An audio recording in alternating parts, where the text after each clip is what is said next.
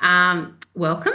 Good evening. And I'll start by acknowledging that we're all on traditional lands. Tonight we're on Gadigal land, and I'd like to acknowledge the traditional owners throughout country and also the Gadigal people and recognise their ongoing connections to lands, waters, and skies, and also to pay our respects to their elders, past, present, and elders of the future. So we've got two speakers, or actually three speakers tonight. Amanda and Jill are going to speak first, and they're going to share the innovative ways that they've incorporated sustainability into their business at Corbin and Blair. And they've done so many terrific things. So we're really looking forward to hearing that. And then after that, we'll hear Professor Andrew Blakers discussing what it will take to get us to 100% renewable energy. Oh, interesting. Just a little bit about Amanda and Jill, if you don't know them, it's my pleasure to introduce them. They're longtime members and supporters of this group, and they're also business partners and co-founders of iconic Australian design business Corbin and Blair. Since launching in 1988, they've guided the business, initially offering handmade journals and albums.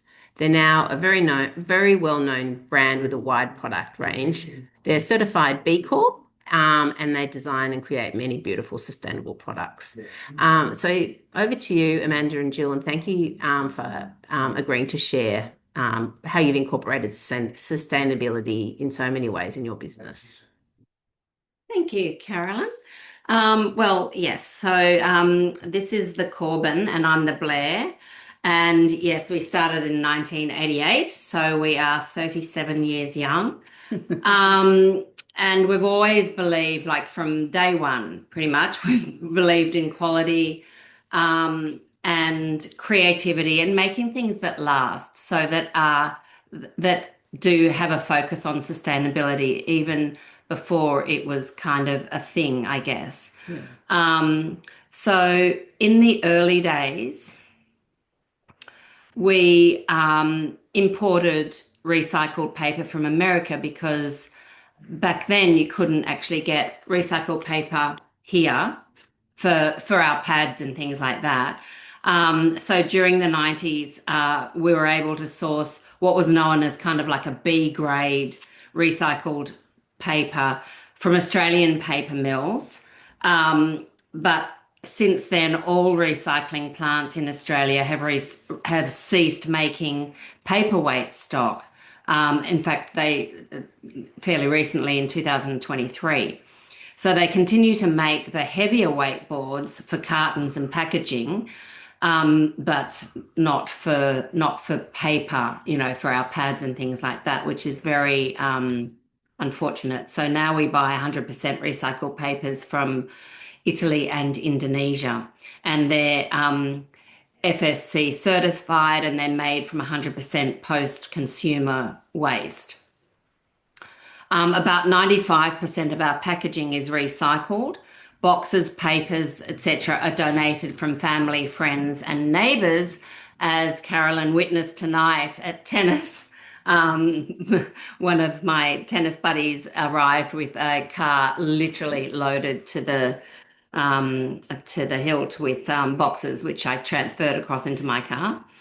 And we put a little sticker on the outside of our boxes that explains that this is, that the boxes are recycled, because sometimes the boxes are a bit odd, like the who gives a crap boxes and things like that. So we put a little note so people understand. And then in 2020, during COVID, we researched a sustainable recycled leather from Europe.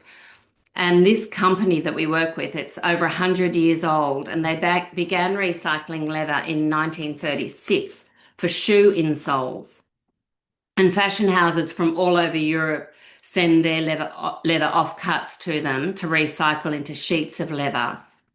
And in the 5 years that we've been using this leather, we've used more than 5,000 sheets, which is equivalent to 48,000 A5 books of our books that we make, which is quite extraordinary.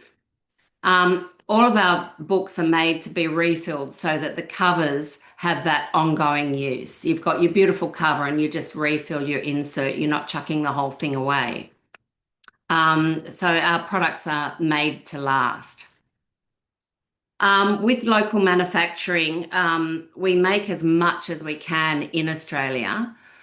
We do manufacture some things offshore that aren't kind of viable to be made here, but we really like to use the skills from Australian manufacturers, like the skills of the leather makers and the die cutters and the sewers, and it reduces emissions and it supports those local makers. They're sort of a bit of a dying breed here, and we really need to keep supporting them. We partner with our suppliers who share our values, and they're really open to improving things together with us. So we're kind of continually researching new methods and efficiencies, trying to get efficiencies along the way. We also collaborate with Australian Indigenous and non-Indigenous artists, and making sure that those partnerships are respectful and sustainable financially, environmentally, and culturally.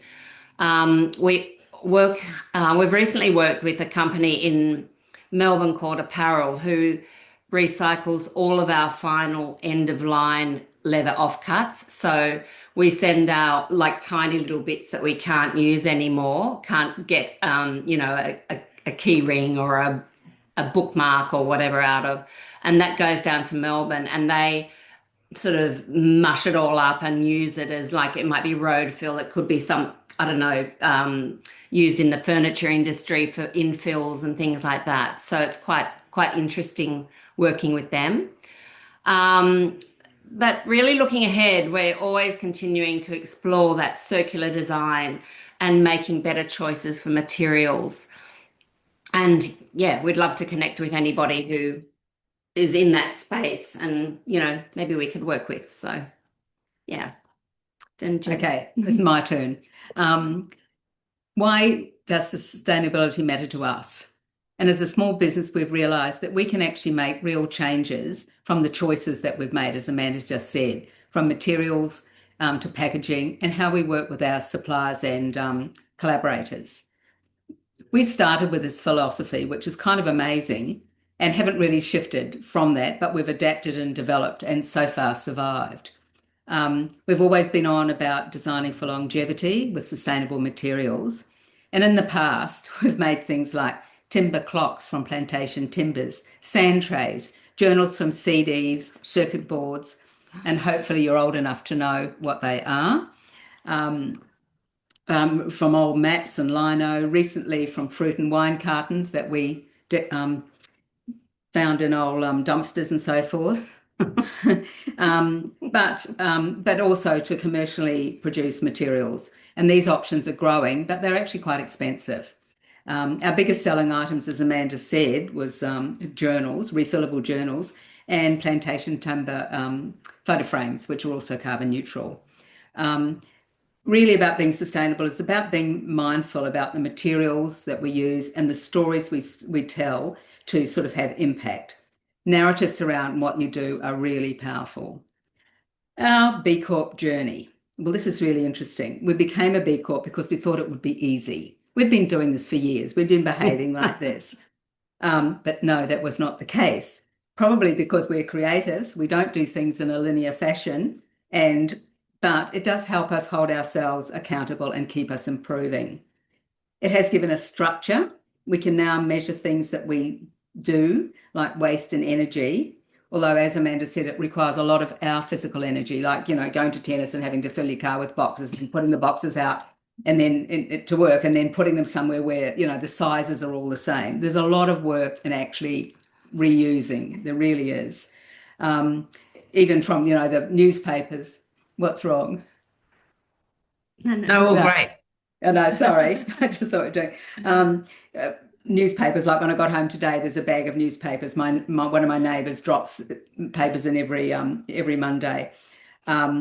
So we're more aware of downstream processes. It's also helped us look at how we work more closely with others and who we want to work with.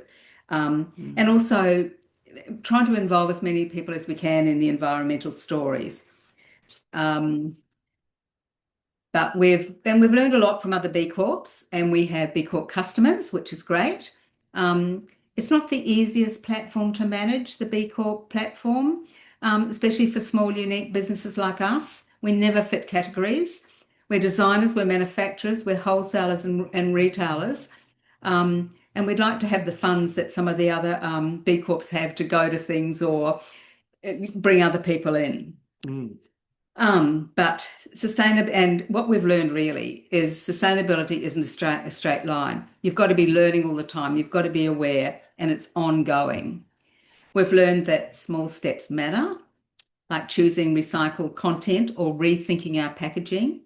And we also know it's okay to sort of start where we are, or for other people to start where we are. Being transparent, which is what we are and what B Corp sort of want, builds trust with customers and partners. Being authentic is very important. But I just have to tell you, we've just recertified for B Corp. Today we got a notification. Today, about an hour ago, we found out that we've recertified again. And I always don't believe it. If Amanda hadn't said, look, have you noticed, I wouldn't have believed it. It is such an arduous process. And in the end, I was sort of getting cross and saying, you don't know what it's like to actually do this. It's, you're sitting there in your ivory tower and we're running around filling boxes. But anyway, we're very proud of the progress that we've made, but we know there's always more. And we hope that, this story inspires you. But I also have an ask. If you have any contacts you could introduce us to, we would really appreciate it. In today's environment, it's really hard to navigate getting to the right people, people working from home, all the change ways of doing things. So if you have any contacts to introduce us, we'd be really, really grateful. And I'll put some information into the chat, and also a catalogue if you'd like to buy something from us. So thank you very much for the opportunity to do this. And thank you for doing the work that you do, Carolyn and Stephen. Yeah. Thanks, Jill and Amanda. I just have to say, so I'm writing in a Corbin and Blair Good on you. notebook, and I think, you mentioned story, and I know how important that, there's so many of your products have got a story, or they've got more than one story. They might have the recycling story or the sustainability story, and they've also perhaps got the designer story, whether, whoever you're partnering with, and you've supported so many other businesses and creative people to get started as well. I think you've only touched the very surface of what you do and how sort of well thought out and integrated your business is. But I wanted to ask, before we sort of go to the practical questions, who is your ideal client or customer so we can help you better? We do a lot of work for universities and government bodies, because finding Australian made is actually quite rare. Like, to have really beautiful corporate gifting, it's really quite rare to find Australian made products. And those are the types of places that really value good design, Australian made, that can kind of showcase their, it would have their logo or whatever, and it would showcase them in a good light as well. Especially when they're gifting things to, overseas visitors, or, visiting academics or whatever. Yeah. Sort of marketing people in charge of procurement, those sort of people. And also we use the designs or the artwork or information from them to incorporate in the products, because the products do tell stories, and we want them to tell stories. So we want them to tell the Australian story, the designer's story, the environment story. So people to do with sustainability, procurement, marketing, EAs, high-level EAs, those sort of people. Yeah. Good. Great. Thanks, Jill. Amanda. Question here from Lisa. She asks, how do you make sure that you don't become an alternative dumping spot yourselves? A dumping spot? In what way? Oh, Lisa, do you want to just jump on? Yeah, I was just hearing you've got your neighbour who drops paper off, and you've got a friend who's done the back piles of boxes in the back of their car for you. Yeah. I could imagine it would vary. You could end up with, oh, now I know I could send my newspapers up to you. I'll send my newspapers, and all of a sudden you've got actually Too much. too much stuff. Or do you Yeah. find that actually your current sources are It- sufficient look- and it's fine? Yeah, if we get too much stuff, we just recycle it. But on the Okay. whole, we don't. Yeah, and Because- sometimes, a friend will ring me and say, "I've got a whole lot of boxes," and I say, we're just a bit full at the moment, yeah, or yeah, something, yeah. Or we might put out a little note saying, "Has anybody got any boxes?" Or Yeah. It's not an issue. We can manage that issue. Yeah. That's a good issue to manage.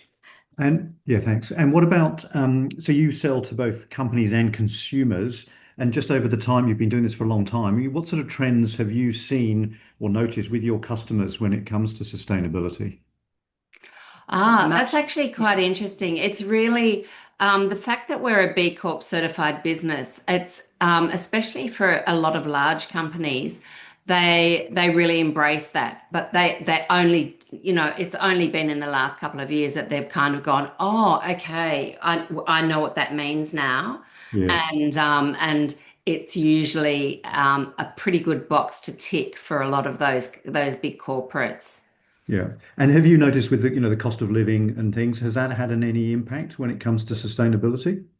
I don't know whether it's had to do with sustainability, but it's had to do with business, that's for sure. That, it's a slightly shrinking market because, we have an abundant array of stuff in a way, and we've noticed that people are less interested in stuff and more interested in something real that's meaningful. So I guess that's sustainability in a sense. Yeah. And also I think the type of clients that we have are pretty interested in almost like the whole concept of less is more. So maybe they don't buy as many gifts, but they're buying sort of thoughtful gifts. And they're not just giving away, stuff. For the sake of it, yeah. Yeah. Actually, we do quite a bit of work for Qantas, and we've just we do a lot of work for Qantas actually, and they are really on a push to use Australian made, which is, I think that's good. Yeah. It's really keeping the skills here, because a lot of the people that we deal with, they're actually been in business a long time. They're old skills. People aren't necessarily interested in learning that expertise. R.M. Williams are actually doing a lot around this, about teaching leather making and all of the things to do down in South Australia, because these are skills, and they're handmade, and they're craftsmen. They're crafted. They're artisan pieces. Yeah. Fiona put a suggestion in the chat. You might have seen around the Small Giant Academy provide great notebooks and packages as part of their training, so they could be someone to contact. Thank you. We will follow up. Thank you. Yeah. Well, thank you both so much. I really admire. We both really admire all that you do and all you've achieved, and it's such a long journey, and so much to be proud of. And you've done so much with B Corp and sustainability. So congratulations, and thank you for sharing. Thank you. Thank you both very much. It's fabulous, all the work you do. Now we're going to move on to Professor Andrew Blakers. Andrew will be talking about getting to 100% renewable energy. Just a sort of bit of background to this. Obviously, been very topical the last week or so with renewables, given that the coalition have just dumped their policy commitment to net zero last week. Interestingly, we've got Zali Steggall coming to the session next month, so we'll no doubt have a bit more chat about that then. Yet renewables are obviously heading towards being the most affordable energy source, particularly for Australia and also for many other countries. For Australia, we're also well suited to this transition, given our abundant sunlight, wind and natural resources. Also means we've got fantastic economic and commercial opportunities out of this as well. Just a little bit around Andrew Blakers. So Andrew is a world-renowned researcher in the field. He's Professor of Engineering at ANU. He's been widely recognised for his work in solar, wind and renewable energy, and the recipient of many Australian and global awards. I put them on the invite. There's actually so many, you can't you've got a lot of awards, Andrew, haven't you? So congratulations. He's also led the development of a global atlas mapping pumped hydro energy storage sites across the world, with projects stemming from the atlas worth tens of billions of dollars. So Andrew's going to chat to us about the topic of what it will take to get to 100% renewable energy, and then we're going to open up to lots of questions. So thanks so much, Andrew, for joining us, and over to you. Okay, so I'll just share my screen.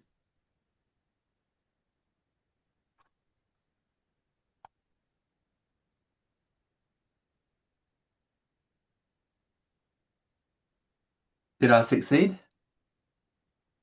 Yes, you did. That's great. Great. Good. Okay. So I'm going to talk about global renewable energy pathfinding, and that's basically Australia.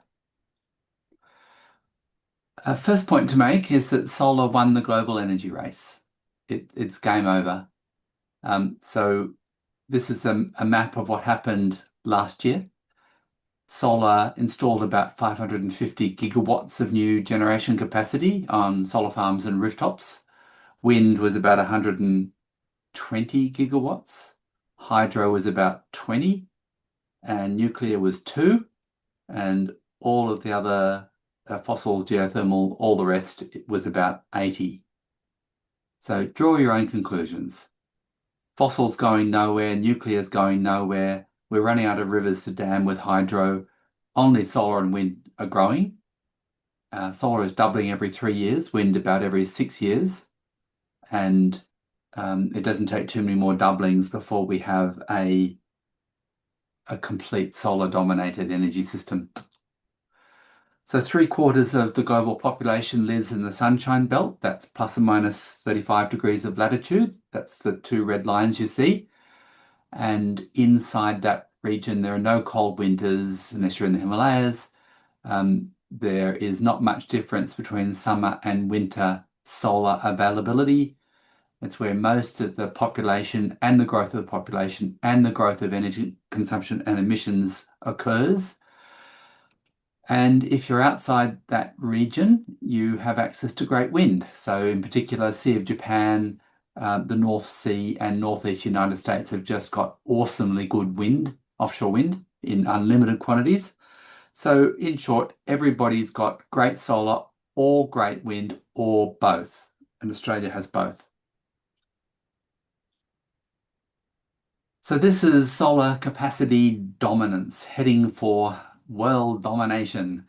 This is from 2018 through 25, the global installed capacity. Yellow is solar.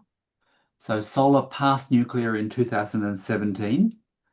It passed wind, it caught wind in 2022. It caught hydro in 2023. It caught gas last year and captures coal this year. So just to drive that point home, round about now, there is now more solar deployed around the world than there is coal in terms of gigawatts. And because solar is doubling every 3 years and everything else is static or shrinking apart from wind, what you see now is just becomes ever more dominating as the years go by. So this is now looking at electricity production as distinct from generation capacity. So this is terawatt hours per year, and 2020 through 2031. Black is coal, red is gas, blue is hydro, purple is nuclear, green is wind, yellow is solar. So back in 2020, the fossil fuel industry was still laughing, solar, such a tiny proportion of world energy production. They're not laughing now. So solar this year captures wind and captures nuclear for global energy production. And in 2031, under current growth rates, it will catch coal and wind will catch gas. So that means solar and wind together will just about be as large as everything else put together. And generation from solar and wind is doubling every 4 years on a combined basis. So just to repeat, another 5 or 6 years, and solar and wind will have caught coal and gas. And what this means, because gas and coal generation is pretty constant, what this actually means that all of the growth in energy consumption is being taken up by solar and wind. So coal and gas are hanging in there because of existing demand, but with rising affluence, rising population, and the switch to electric vehicles, electric heating, there's rapid growth in electricity consumption around the world, and all of that is being met by solar and wind. All of it.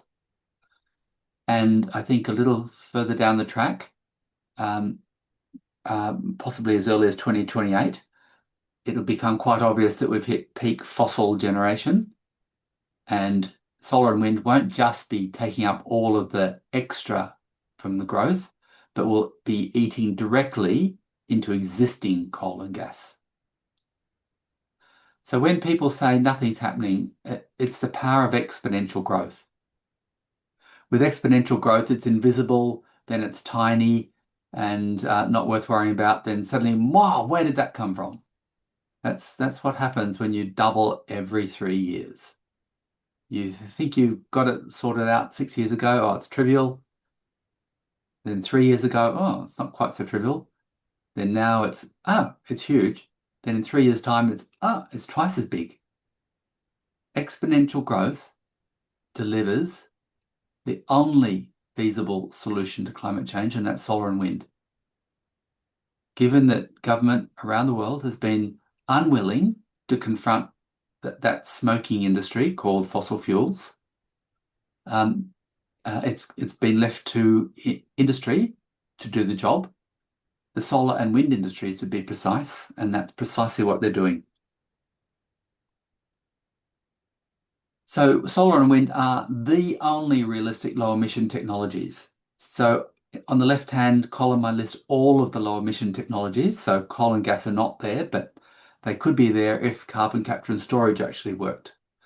The middle column shows the net capacity deployment last year. And in the right, I've got a few comments.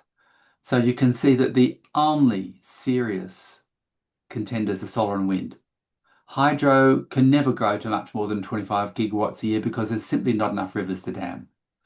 Bioenergy is an awful way of converting sunlight into useful energy because of its appalling efficiency. You know, it's typically 50 times worse than solar photovoltaics. So solar PV needs 50 times less land to accomplish the same job. Forget about bio. And look at nuclear. Power stations are closing as fast as they're opening. Nuclear has gone nowhere for 30 years. The current generation for nuclear is almost exactly the same as it was 30 years ago. Solar and wind have just zoomed straight past nuclear.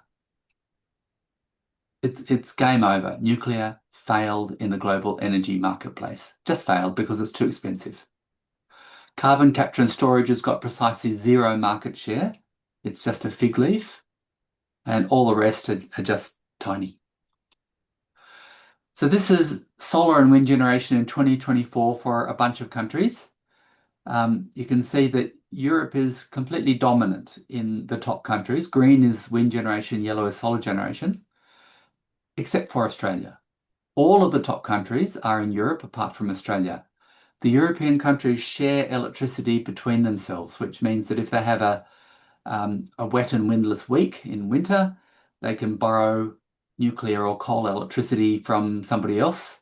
Then perhaps next week it's sunny and windy and they return the favour. Australia is physically isolated. We can't do that. We have to go it alone. We have to produce the solar and the wind and then use transmission and storage to spread it around and store it. And as I'll show in a moment, we are demonstrating that this is extraordinarily straightforward. For all of the guff and nonsense and lies that are spread around, Australia is just getting on with the job. No one technical seriously believes that it can't be done. It's pure toxic politics that tries to throw dust in people's eyes.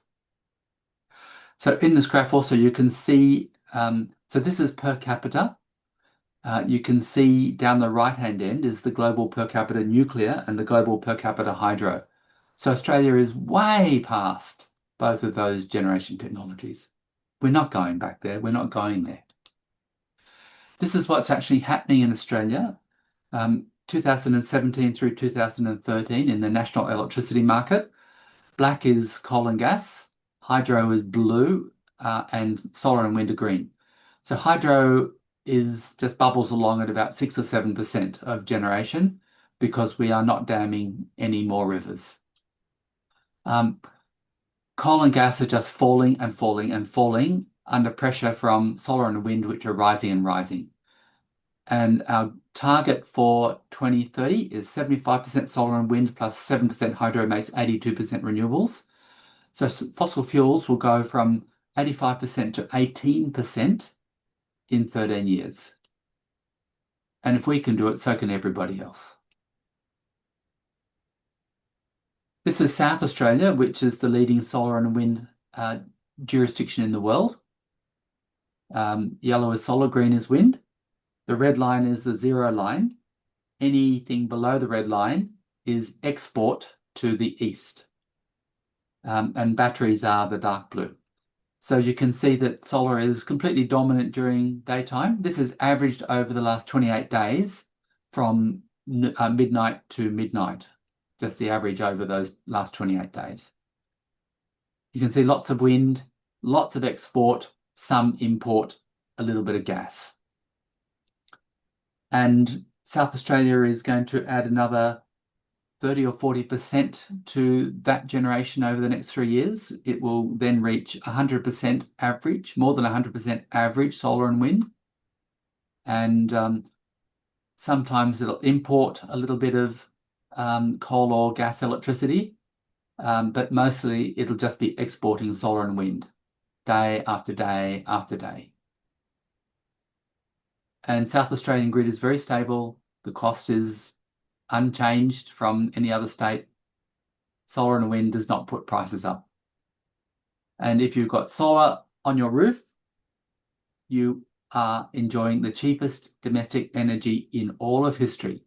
So a third of Australian dwellings now have solar on the roof. The grid remains very stable despite prognostications that if we've got 5% rooftop solar, the grid will collapse, or 10% the grid will collapse, and so forth.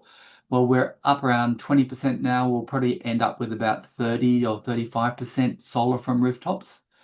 About a third of our energy will come from solar farms, and the last third will come from wind farms, and the grid will not collapse unless someone does something very stupid. So if you've got solar on your roof, then you can charge your electric water heater during the day from solar. You can charge your electric vehicle. You can preheat or pre-cool your house using a timer. You can run your clothes dryer and your dishwasher using a timer in the middle of the day. And you can hugely reduce the amount of electricity you buy from the grid and export to the grid. You use almost all of the electricity you generate in your house. And the cost of generating electricity from your house roof is 5 cents per kilowatt hour, which is about 6 to 8 times less than you buy electricity from the grid.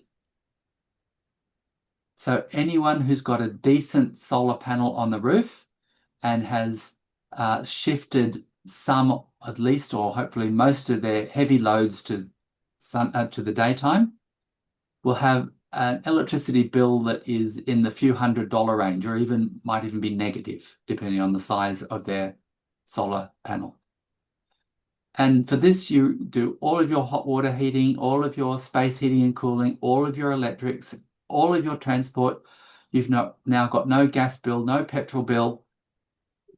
You've never had such cheap electricity. And if you've got a home battery, then you get an uninterrupted power supply. So when the lights go off because of a tree down on the power line, your lights stay on. So you have the most reliable electricity in history.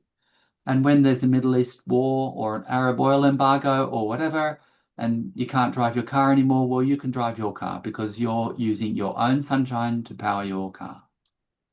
So you end up with the cheapest energy in history, the most reliable energy in history.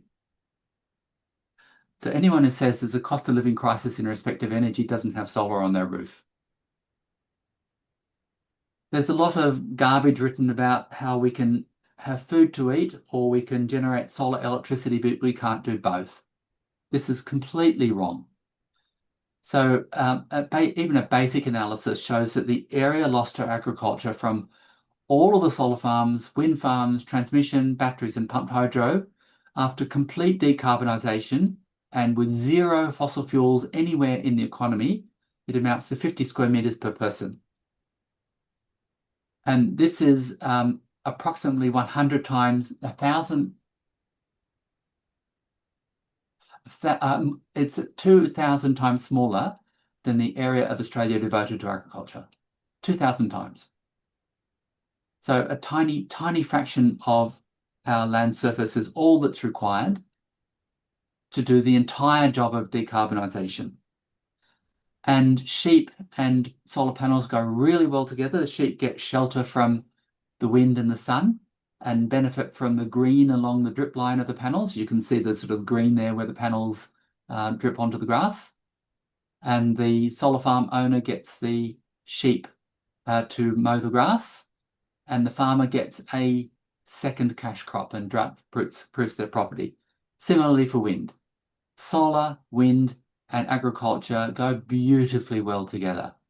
It's totally bizarre that the National Party is acting so absolutely against the interests of farmers and in favour of gas and coal miners. It is beyond my comprehension that something like this can happen.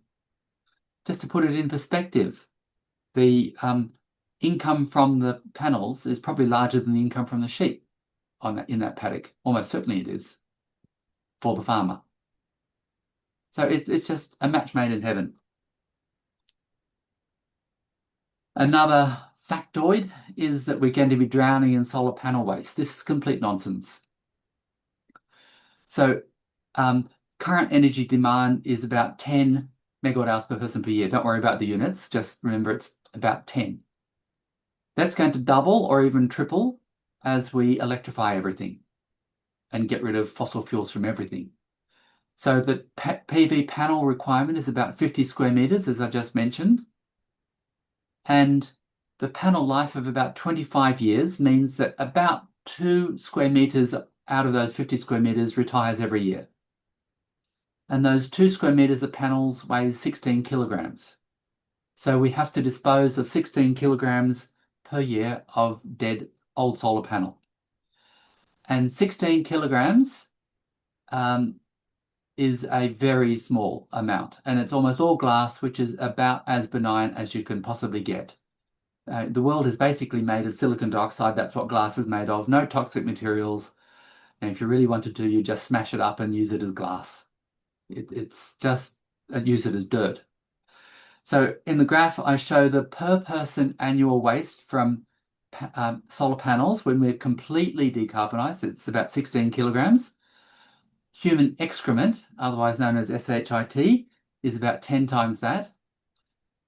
The municipal solid waste, that's all the garbage and the rubble from dead buildings and all the like, is another factor of 10 up.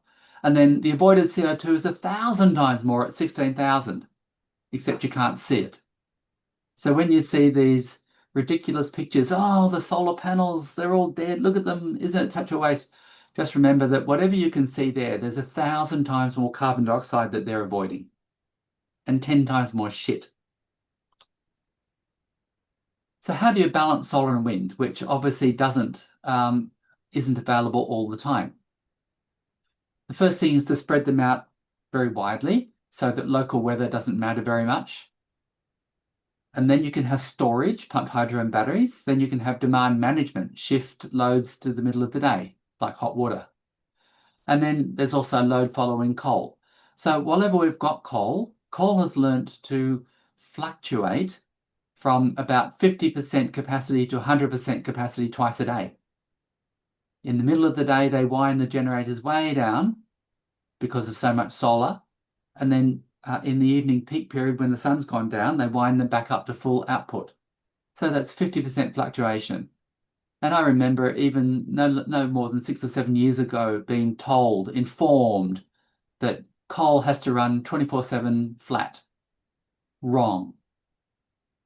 And in fact, the largest storage, if you like, in the electricity system at the moment is this coal going up and down in output. But of course, as the coal shuts, there's less and less of that available, and you have to rely more and more on storage. So my team at ANU went out and found 800,000 pumped hydro sites around the world. Pumped hydro is simply having two reservoirs at different levels connected with a tunnel containing a pump turbine. So in the middle of the day, water is pumped to the upper reservoir, which might be 5 or 100 or 1,000 meters above the lower reservoir. Then in the middle of the night, the water comes back down through the turbine to recover the stored energy. The same water goes up and down between those two reservoirs for 150 years, with a bit of a top up for evaporation every now and then. So we found 86 million gigawatt hours of pumped hydro storage around the world, which is equal to 2 trillion electric vehicle batteries, which is 200 times larger than 10 billion affluent, fully decarbonised, fully electrified people would ever need. 200 times. Storage is a solved problem. This is an example of from our atlas. This doesn't actually exist, but every one of those 800,000 sites has a great amount of detail in it. You can zoom, pan, rotate, tilt, press on the tunnel or the reservoir sites and get 26 items of information. And what you can see here is in the Araluen Valley, about 50 kilometres east of Canberra. You can see the dam wall in the lower. You can see the resolution is extraordinarily good. It's 30-metre resolution. You can see which tree would be flooded, which house would not be. And the area of this particular site is about 20 square kilometres. Australia would need 2 of these. So Australia will eventually need about 40 square kilometres of land to provide all the storage it will ever need, which is about 2 square metres per person. So that's smaller than your single bed.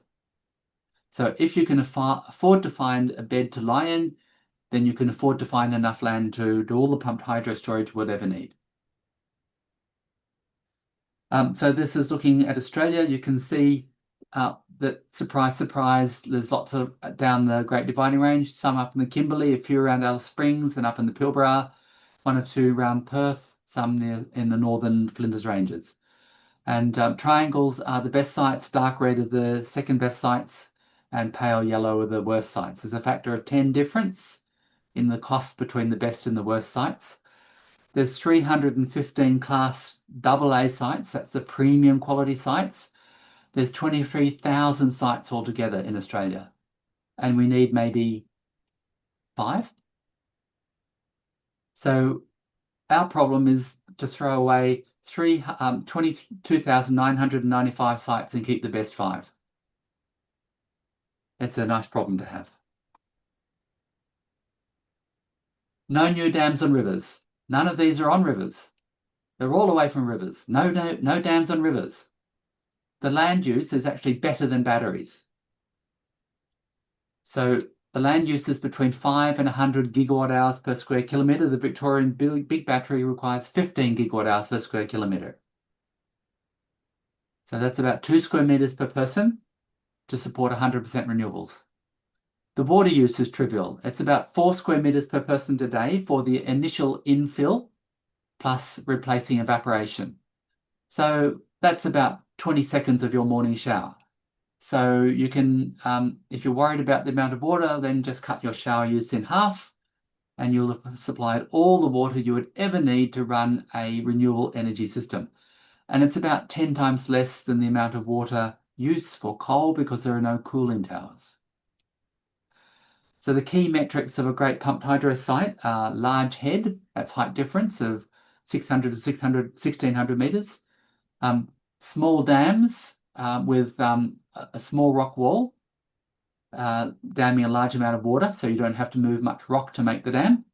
short tunnels because they're expensive, and large scale because things get cheaper per unit as your scale gets big. This is the site for Snow 2.0. Snow 2.0 is 350 gigawatt hours. It's not all that large. It's only bigger than all of the utility batteries in the whole world put together. And it's equivalent to 7 million electric vehicle batteries, or 350 gigawatt scale utility batteries. It's equivalent to buying your home battery for about $400 instead of $14,000. The capital cost is 5 times cheaper than utility batteries. Its lifetime is 10 times longer than utility batteries at 150 years. And when you divide the cost, which will be about 15 billion, by 27 million Australians over 150 years, it works out at 1 cent per person per day. So this is a true nation building exercise at an incredibly low cost that will still be here when your grandchildren are old. And beyond then too. There's no particular reason why it won't last 1,000 years. So anyone who tells you that Snow 2.0 is an expensive white elephant, bull, S-H-I-T. It's simply untrue.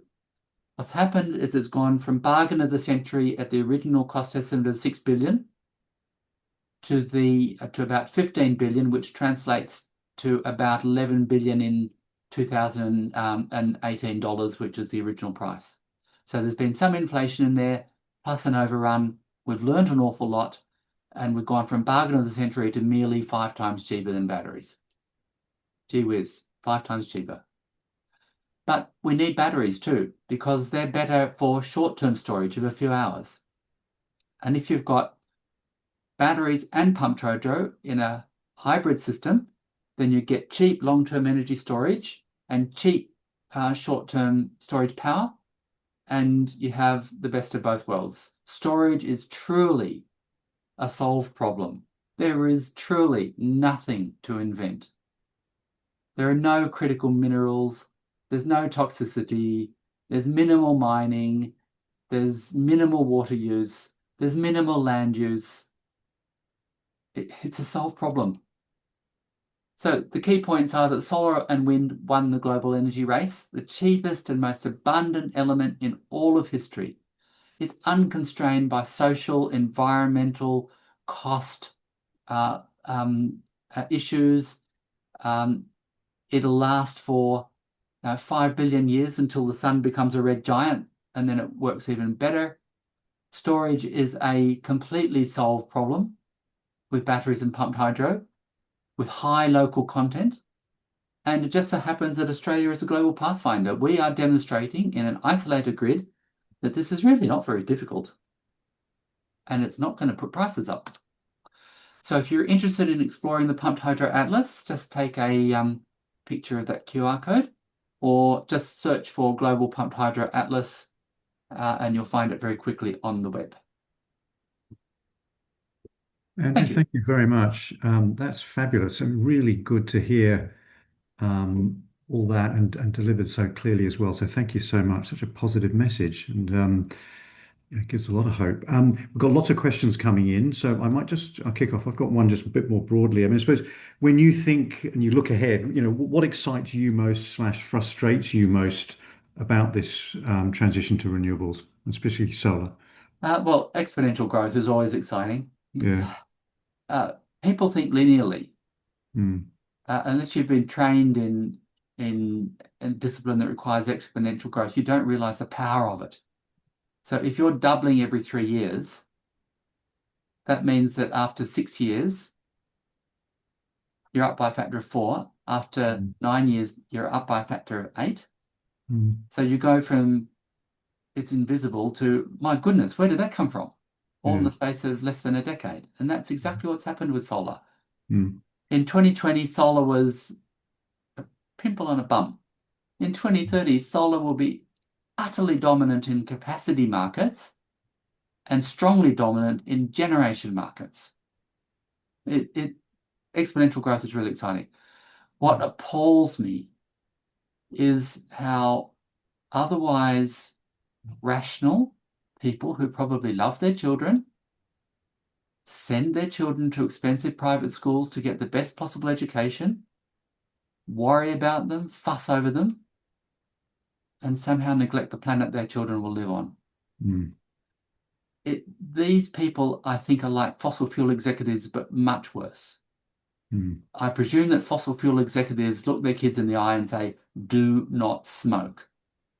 But, tobacco executives, but fossil fuel executives can't look their kids in the eye and say, don't live on a global warming planet. Mm. We're all on it. So I don't understand people who have children and willfully allow the planet to get stuffed. Yeah. My children are the most important thing in my life, and for most of us, I expect. Yeah. I just don't understand. Yeah. And I presume, the economic factor as solar becomes more and more dominant and the cost goes down and down, then Well, solar is already cheapest energy in history. It's already, and it's just going to get cheaper. It's going to halve in price again over the next decade. Mm. It's already the cheapest energy in history. That's why solar is being deployed 3 times faster than everything else put together. It's a market-driven solution. Yeah. And the market is speaking perfectly clearly. Solar Yeah. won the energy race because it is cheaper. Yeah. So do you think then it's just inevitable that that's the way it's all heading? Yes, but delay. It's inevitable that smoking rates go down and down. Delay meant it went down a decade slower. Yeah. Same deal. Yeah. And when you sort of hear people talking about the fact that the general view is that we're not moving fast enough, what's your thoughts on that? Well, we had a decade of procrastination. So the one bright spot in that decade was Malcolm Turnbull. He genuinely made an effort. He's a merchant banker. He's not an energy person. He genuinely made an effort to find out what's what.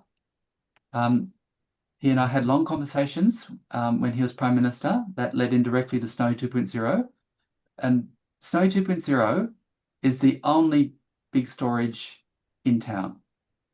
But it's 5 times bigger than all of the other rechargeable storage put together. So it's a very important component when it comes online in 2029.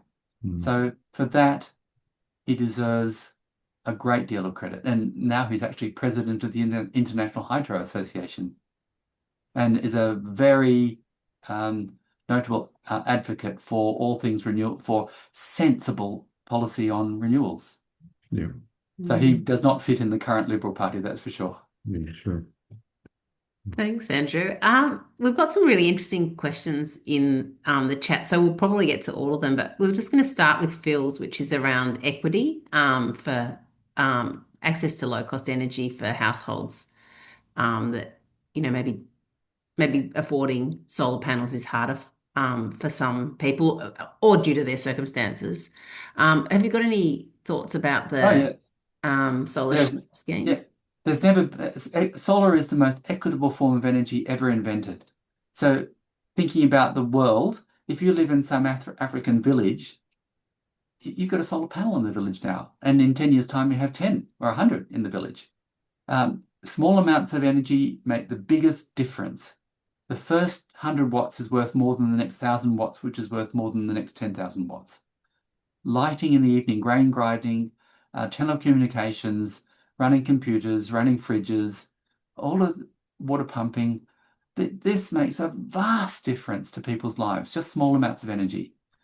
Coming to Australia, the equity for everybody is that solar and wind are cheaper than coal and gas. So all our coal power stations are reaching the end of their life. We had to replace them. End of story.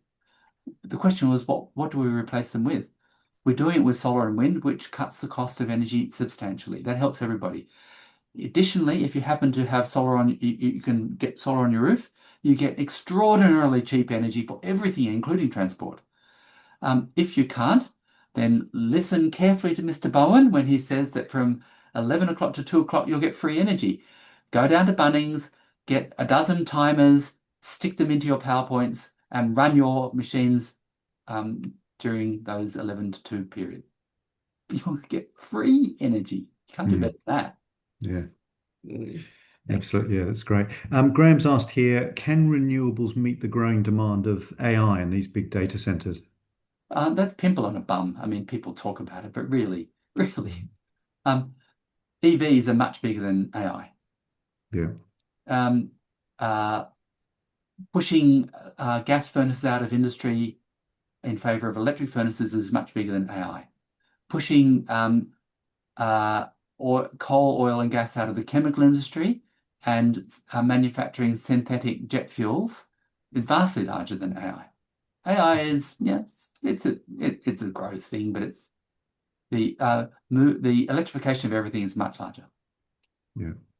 Yeah. That's good. Yeah. And Alistair's asked, when you triple your industry every 3 years, so if you've got a problem this year, just come back in 3 years' time, and the industry's twice as large. well, you might have just answered Alistair's question, which is, could you dispel the likely myth about how large-scale manufacturing is not suitable for solar and wind power? I haven't heard that one, because evidently it is. Solar and wind together this year will probably do 90% of all new generation capacity, 90%. So everything else, to put it clearly, is a cottage industry. There's only two big deployment industries in energy, that's solar and wind. Everything else is a cottage industry. Mm. So alternative energy now means coal and nuclear. Mhm. Yeah. Energy means solar and wind. Yeah. That's so exciting. Yeah, really exciting. I mean, Mick's asked here, and it sort of touches on a bit with what you've talked about, just in terms of the media, even our public broadcasters are so busy reporting announcements about the coalition and scrapping net zero and affordability and all this sort of stuff, rather than asking the coalition politicians questions, really talking about the sort of stuff that you're talking about here. Do you think that's because the journalists lack the knowledge, or is there other reasons, or there's just, what's... Well, if I went and interviewed the Nats and Libs, I wouldn't do any better than the journalists. So they just say, we'll develop our policy and announce it, blah, blah, blah, blah. Or we've got these consultants over here who've clearly shown that. They clearly have not shown that, but politicians, some of them, just assert and lie. And it's very hard to defeat that in an interview. But rightly, the media is focusing on the shenanigans in the coalition about net zero. And presumably, before the next election, they'll be subject to the same amount of sort of scrutiny that happened before the last election, where we'll do nukes in 2035 or 2055 or whatever just fell flat. Flat in the face, yeah. And just, I suppose, looking forward from an Australian point of view and from its economy, I mean, looking ahead, how can Australia best harness this opportunity in terms of, from an economic perspective, do you think? Just build solar and wind. Import Chinese panels. I'll say it again, import Chinese panels. Don't try and compete.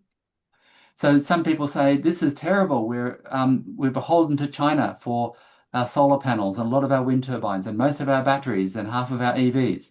Well, the thing about all of those things is that they last 15 to 30 years or even longer. So if China suddenly decided to cut off supply, or there was a pandemic or a war or a trade war, then you've got 15 or 30 years to work out an alternative solution. If we get our oil cut off, then a week later we're in serious trouble. You are far better relying on solar and wind than fossil fuels. And then if you happen to live in Ukraine and the Russians invade, and you've got 10 coal power stations and 3 nuclear power stations, that means 13 missiles and you've lost your entire electricity system. Yeah. If you've got 50 million solar panels and 10,000 wind turbines, that's an awful lot of missiles. You end up with a vastly more robust energy system when you invest in solar and wind.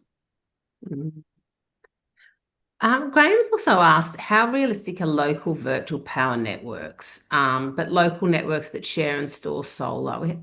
We've seen a little bit of the community batteries, but perhaps not as much as some people might have thought. It's a niche. I mean, the most local, of course, is your own house with your home battery, your hot water system, which has actually got as much storage as in a home battery, and your electric vehicle, which has got 4 times more storage. plus simply running your heavy loads during the daytime. And that's a local area network, if you like.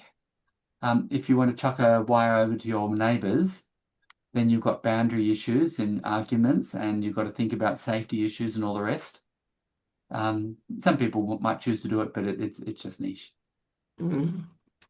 And then Lenny has asked, in what adjacent markets areas do we need to be investing to match the exponential growth seen in solar and wind? Great question. Well, it's make sure that the transmission keeps pace so you can get that new solar farms and wind farms energy into the cities, and build enough batteries and pumped hydro to store the energy as required, and invest heavily in demand management, reward people who shift loads to the middle of the day. And I think what Bowen has done, the 3 free hours in the middle of the day, is brilliant. Yeah. A lot of economists say, oh, yeah, this is not ideal. Well, that's letting the perfect be the enemy of the very good.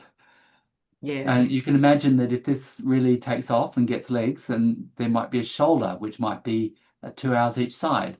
And suddenly you've got proper demand management. And you'll get an enormous response. I mean, I can just imagine Bunnings saying, get your timers here. We will show you how to shift your name your load into the middle of the day and run it for free. I mean, this is what will happen. Instead of paying 30 or 40 cents per kilowatt hour, you'll pay nothing. Yeah, fantastic, Andrew. And I suppose just finally, I mean, in terms of advice for our group, I mean, that's a good one, going by timers, but what else can our group members in our group do to, I suppose, to support this transition and to really, get behind it? Well, I think the most important thing is be traitors to the coal and gas industry. By investing in rooftop solar and electrifying your house, get rid of gas, get rid of your petrol car, and never buy another fossil fuel machine. Yeah. And if you never buy another fossil fuel machine, in 15 years' time, they're all gone. Yeah. Yeah. Great tips. Thank you so much, Andrew. That has been really interesting. So clear. You're a terrific presenter. I don't feel like there's any question in my mind of what's happening, and it's so exciting to hear. A respected scientist and engineer speak so sort of strongly and in terms of educating us, I suppose, and how exciting it is. And thank you for all you've done. Yeah, thank you very much. It's fantastic. Okay, thank you. And I wish you a good night. Thank you. Thanks a lot. I hope you've enjoyed this evening's session. I think it's been terrific. And thanks very much again to Jill and Amanda as well for kicking us off and also jumping in first. It's so exciting to hear about what's possible from a research point of view and sort of real world energy, and also from a commercial point of view. So thanks very much to you all for generously speaking tonight. Next month, we are meeting on Monday, the 8th of December.